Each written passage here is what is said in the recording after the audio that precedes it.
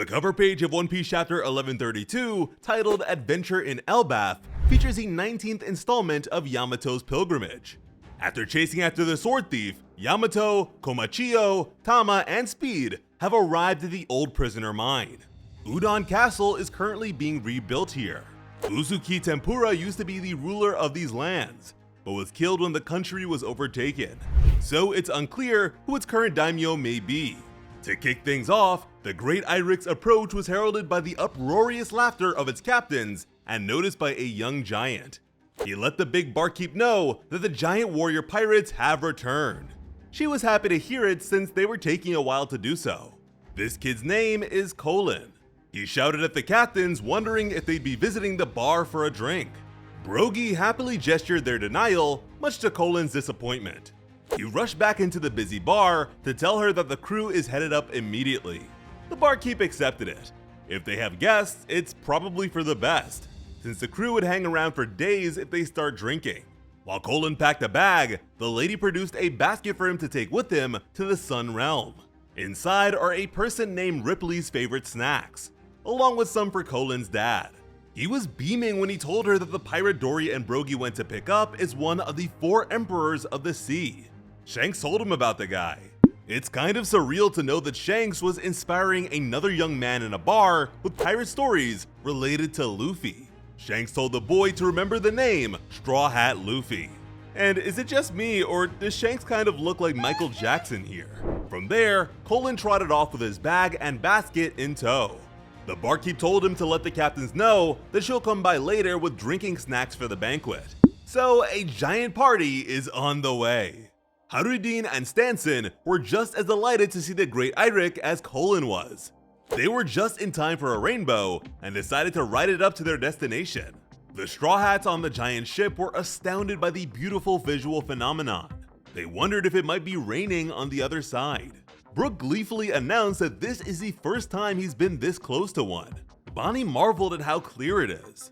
Jinbei questioned if they're supposed to be able to see rainbows from such an angle. Lilith responded that its mystique and beauty would be visible from wherever you look. Brogy smiled at them with a huge block in his hand. He told them that it's nothing special, since you can just draw them with a sunstone painter. Jinbei was confused.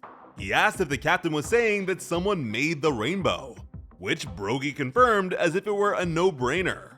The captains were told that the ship is almost at the base of the mountain. Brogy urged the Straw Hats to hold on tight. Dory let them know that the ship will be going vertical.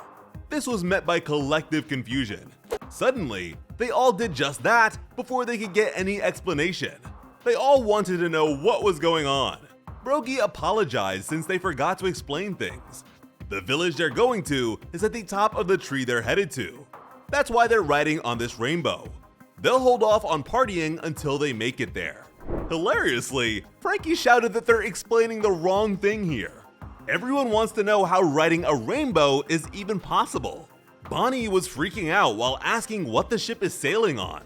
The ever-logical Robin expressed that a rainbow is just a refraction of light through water droplets. But the captains dismissed that nonsense. To them, rainbows are meant to be crossed. A response that doesn't explain anything at all. And just like that, they really were riding a rainbow. Brogy laughed, while saying that the tailwind they're experiencing is perfect for rainbow sailing. Dory chimed in to say that rainbow currents don't give any resistance, so just a bit of light rowing is all you need to make it all the way. Jinbei totally expects Luffy and the others to go crazy when they see this, and to that, Brook feels like he's already lost his mind, and Frankie wholeheartedly agrees. This whole time, I've been waiting for Lilith to chime in with a bit of Vegapunk scientific insight, but maybe this is unfamiliar to her too.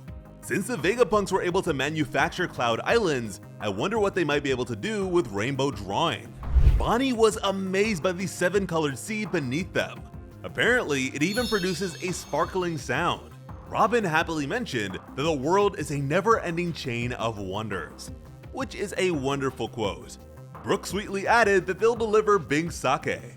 Harudin and Stanson greeted the captains and asked if Luffy is with them. The elder pirates were happy to see the 2 youngsters. Frankie leapt onto Brogy's shoulder and greeted them too. They were overjoyed to see the friendly cyborg. they learned that Luffy and some of the other Straw Hats would be catching up later. Stanson let them know that they hunted a moose for him. The captains were excited and wanted some for themselves. But the younger giants told them that they can only have leftovers if there are any left. This meal was hunted especially for the Straw Hats. Dory laughed and accepted. We then shift to the bridge that connects the realm of the dead to the realm of the sun. A tiny speck leapt back up to the bridge and was shocked by what he saw. It was Luffy, and his ship was being hefted around by a giant. But unlike his other recent giant encounters, these two were actually very friendly from the very beginning. Gerd was overjoyed to see and hold him in the palm of her hands. Gerd swiftly let him know that she loves tiny humans, but just as quickly clarified that she is nothing like Road. She does not coop humans up in cages. She just wants to be friends with them. Bjorn told his crewmate that this is hardly the time for such things. She apologized, but then she held Luffy up close. Gerd expressed the fact that she hates how Road locked them up the moment they made it to Elbaf. She added that she wouldn't be caught dead near a creep like that if she had a choice, and sincerely apologized for everything he's been through. Luffy figured that she must be talking about the dude with the skull mask. Bjorn noticed that Luffy sprung up from the realm of the dead. He wondered what the pirate was up to down there, and if he fell down. Luffy was jolted by the question and broke out into a sweat. He remembered Prince Loki's words of caution that their deal is a secret, along with the fact that he mustn't say anything about their meeting. Loki also said Luffy's name correctly by the end of it, so it seems like they're on better terms now. Luffy stammered and struggled to lie and laugh the question off. Bjorn mentioned how sweaty Luffy is despite the freezing cold. Meanwhile, Gerd was just happy to know that he's okay.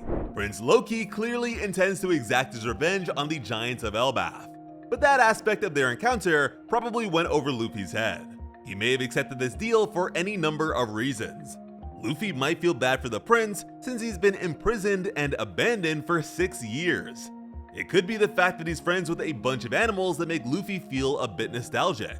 But most likely, it's related to the reason Shanks came to Elbaf and his recent encounter with Loki, the details of which the prince refused to outright divulge. Elsewhere, in the realm of the sun, Road encountered the remaining Straw Hats.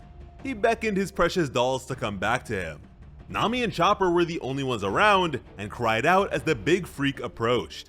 The sicko planned on locking them up before the rest of his crew can figure out what happened. He wants to keep Nami and Chopper for the rest of their lives.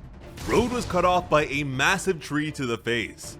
It seems like Zoro chopped it down and Sanji caused it to rise. But with sizes in mind, this is probably more like a sapling here. Nami mocked the giant since even animals wouldn't fall for such an obvious trap.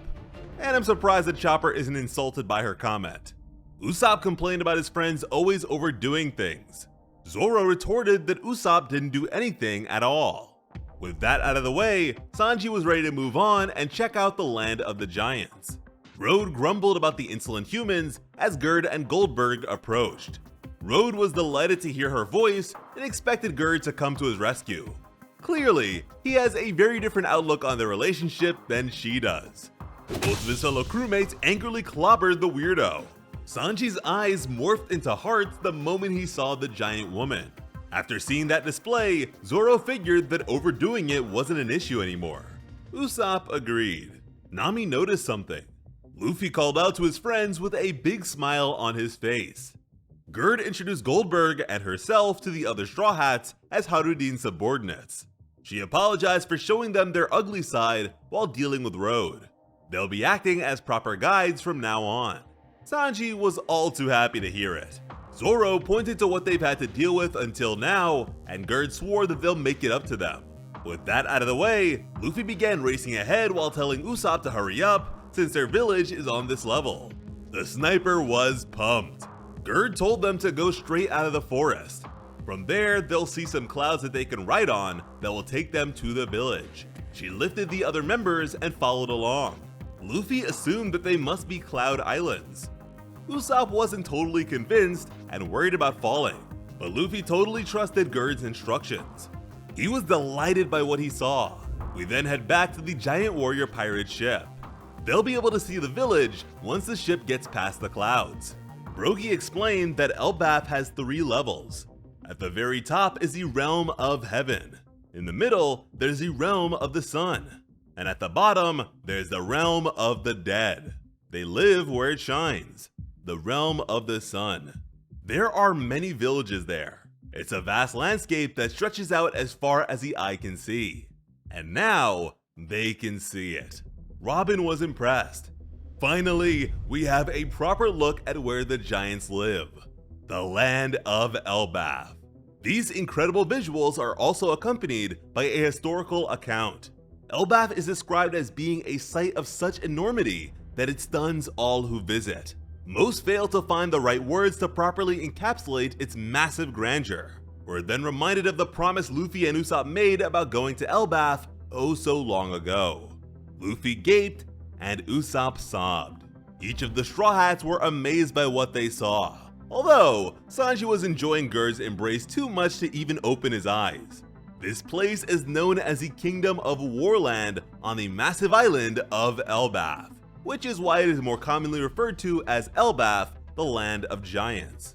Luffy, Usopp, and Chopper caught sight of the others. Frankie let them know that they've been looking for them.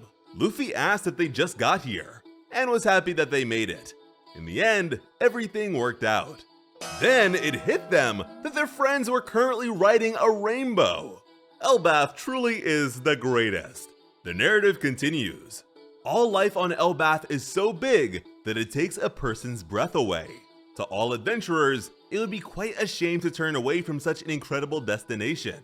Luffy and the others really wanted to ride a rainbow too. We see a giant bear along with a silhouetted figure wearing a Casa hat. It seems like this is the same mysterious figure that noticed their ship and beckoned them to visit the island from afar.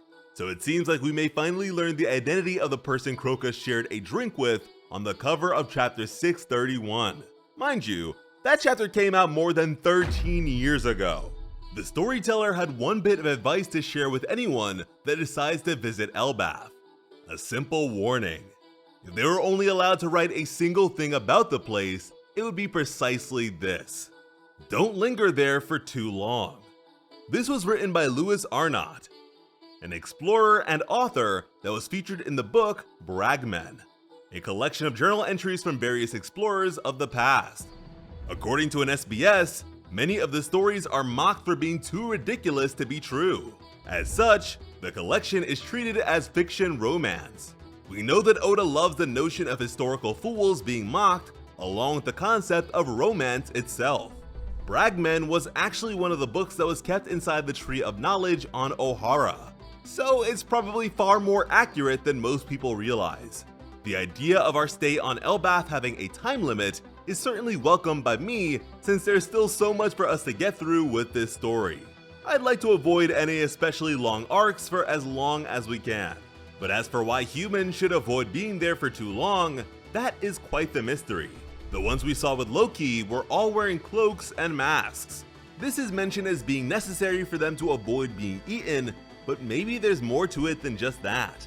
And also, how long is too long?